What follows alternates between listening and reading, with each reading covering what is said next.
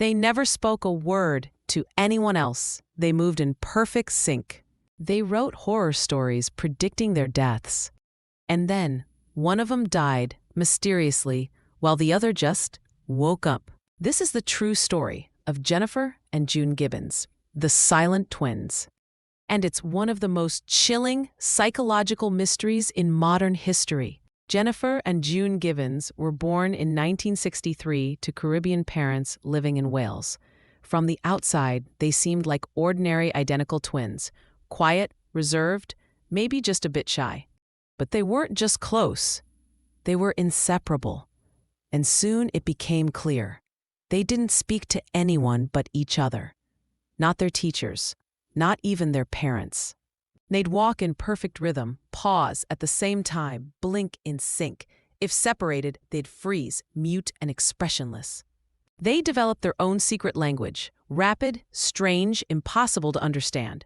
No one else was allowed in. Their silence earned them a nickname at school, the Silent Twins. The isolation got worse as they got older.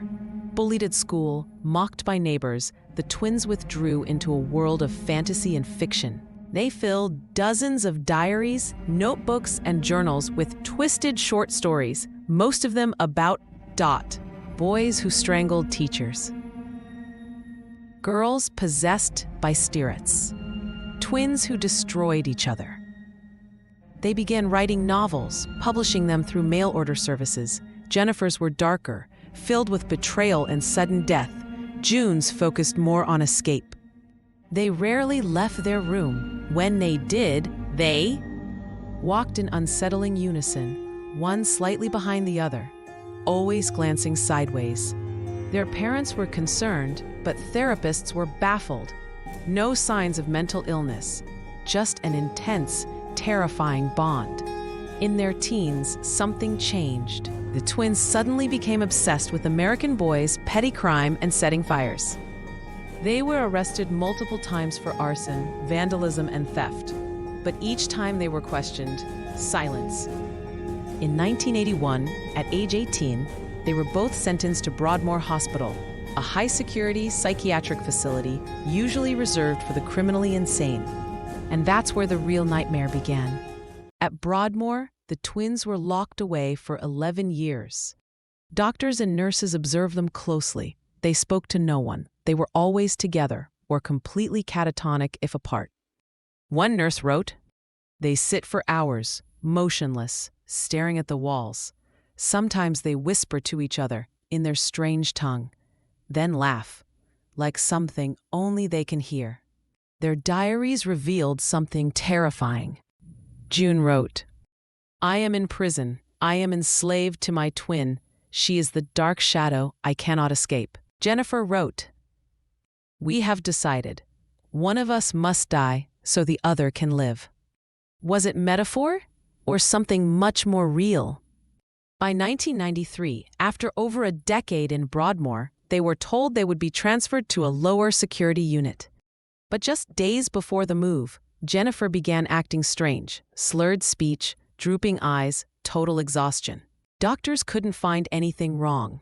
During transport to the new facility, Jennifer laid her head on June's shoulder and whispered, "I'm going now. It's time." Hours later, Jennifer was dead. No signs of trauma, no poison, no disease. Official cause of death: acute myocarditis, sudden inflammation of the heart. Rare, usually not fatal. But her body showed no inflammation. It was like her heart simply stopped. The most chilling part? After Jennifer's death, June began to speak. Freely, to doctors, to family, even to the media. It was like the curse had been lifted. She said Jennifer's death had been planned for years. "We made a pact. Only one of us could live in the real world. It was always going to be her." When asked if she felt guilty, June simply said, "I'm free." The legacy of silence.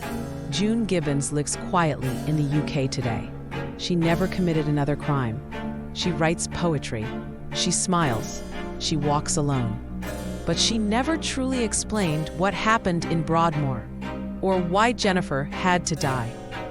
Their diaries, sealed by family request, are kept in a private archive, still unread by the public.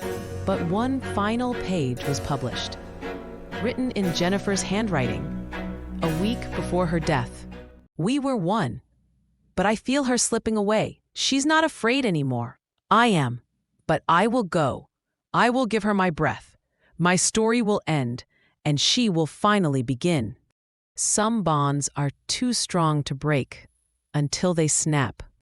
And sometimes silence speaks louder than screams.